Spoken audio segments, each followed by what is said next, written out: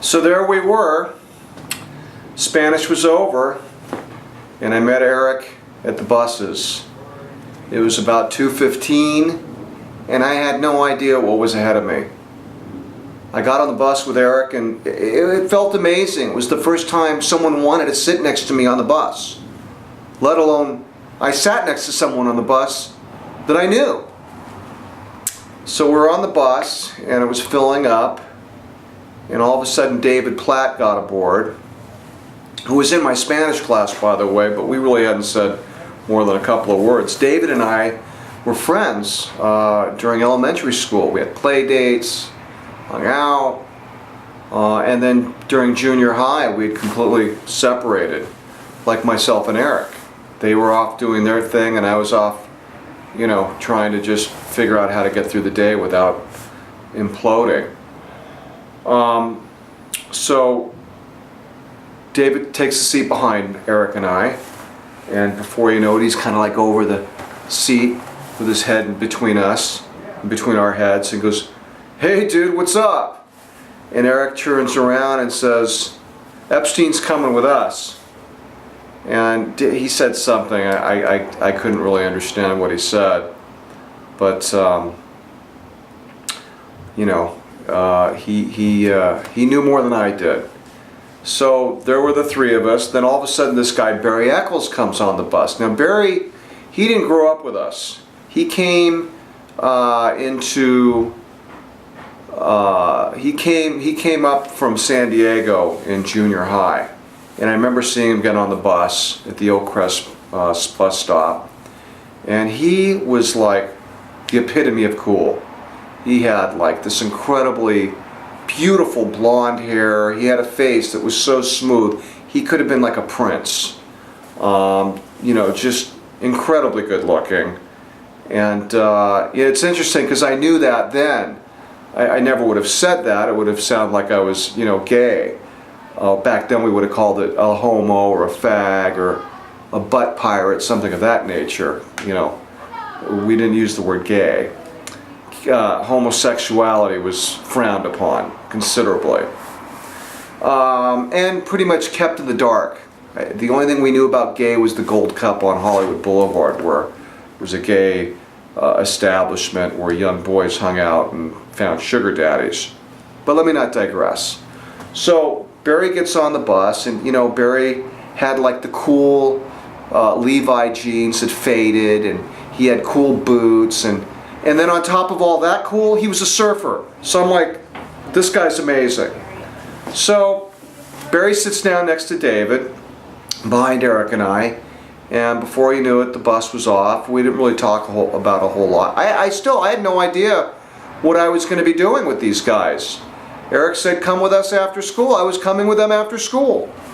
There I was in my crappy clothes.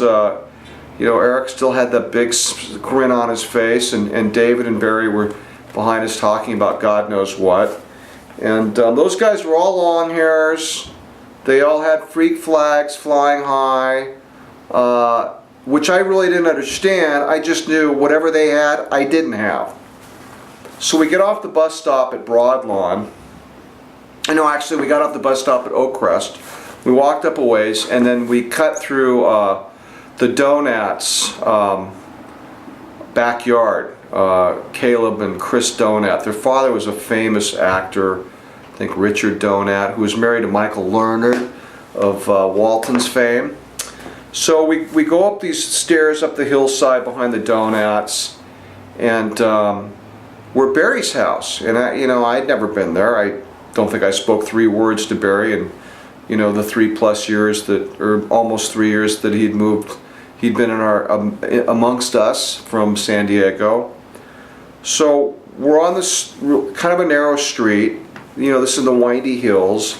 And Barry opens the gate, this back gate, to like the backyard behind the house, not the front part of the house, but behind the house. And there's like this amazing pool area. It's got lush tropical landscaping. It's really gorgeous. And he pulls a key out of his pocket. There's like this, this building. It was a guest house, I've come to find it. He puts the key in the door, and he unlocks the door, And there he is, opening the door to this like Shangri-La. This is his quarters. This is where he lives, separate from his parents. In this house, behind this gorgeous house overlooking, you know, this amazing view of Hollywood and the Valley.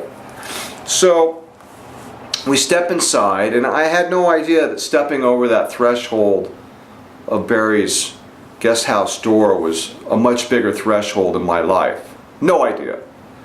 We get in there and the place is like totally cool. There's black light posters on the walls, beanbag chairs on the floor.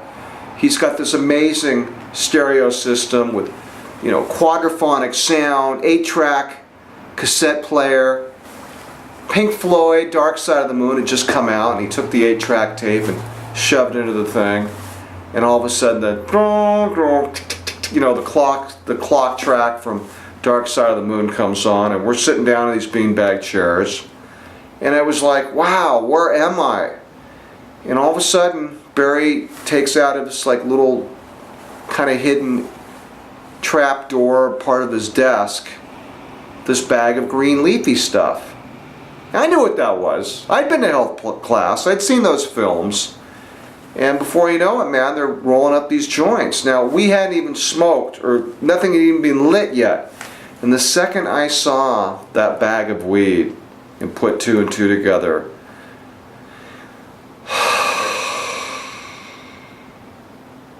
relief. A fog of everything is going to be okay just kind of enveloped me.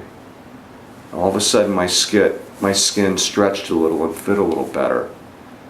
And you know, I wasn't consciously aware of any of this, but it was happening. It was like a, you know, I was going through a metamorphosis process. I don't want to sound corny, but it was like, you know, caterpillar butterfly situation.